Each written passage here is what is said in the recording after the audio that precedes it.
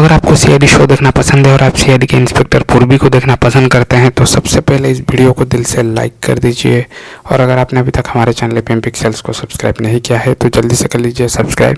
और साथ में जो बेल आइकन यानी कि जो घंटी का बटन है उसको भी दबा लीजिए, क्योंकि हमारे चैनल पर आपको क्रिकेट, पॉलिटिक्स और बॉलीवुड से जुड़ी सारी ताज़ा खबरें सबसे पहले देखने को मिलती रहती है। तो दोस्तों जैसे कि आप लोगों ने इंस्पेक्टर पूर्वी के बारे में सुना होगा, अभी एक न्यूज़ सोशल मीडिया पे काफ़ी वायरल हो रहा है जिसमें ये बताया जा रहा है कि इंस्पेक्टर पूर्वी की कार एक्सीडेंट पे मौत हो चुकी है। तो दोस्तों ये न्यूज़ सुनने के बाद मैं भी काफ़ी शॉक हो गया था और मैंने अपने तरीके से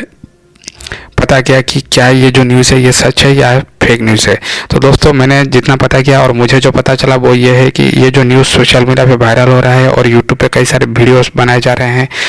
कि इंस्पेक्टर पूर्वी की मौत हो चुकी है, ये सरासर झूठ है। इंस्पेक्टर पूर्वी जो है वो पूरी तरह से ठीक है और CIF की शूटिंग में बिजी है, जो कि मुंबई के फिल्म सिटी में होता है। तो दोस्तों CIF की